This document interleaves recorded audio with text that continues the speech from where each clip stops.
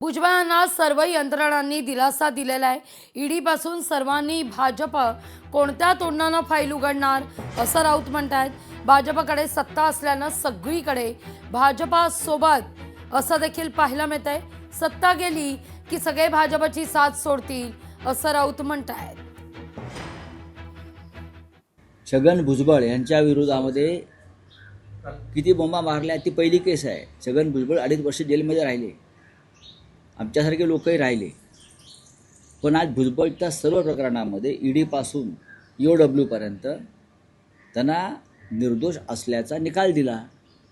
याबद्दल या राज्याच्या गृह खात्यानं आणि ईडीनं प्रायश्चित घेतलं पाहिजे। त्या क्षणी जोपर्यंत भाजपकडे सत्ता आहे तोपर्यंत सगळे मनानं तनानं धनानं भाजपबरोबरच राहणं।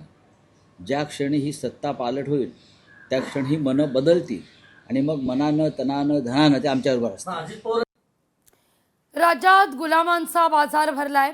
गुलामांच्या राज्याचे बादशाह दिल्लीत आहेत। राऊतांचं विधान आहे, ठाकरे बंधूंच्या विचारांची दिशा एकच आहे असंही राऊत स्पष्ट करतायत।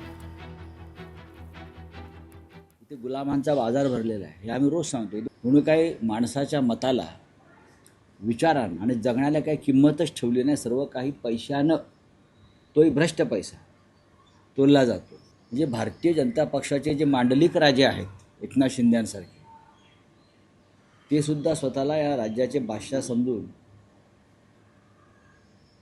या गुलामीच्या बाजारामध्ये बोली लावत आहेत। आणि या गुलामांच्या राज्याचे 2 बादशाह दिल्लीमध्ये बसले आहेत हे काल उद्धवजींनी सांगितलं। आणि त्यांची गुलामी आम्ही पत्करणार नाही, महाराष्ट्र पत्करणार।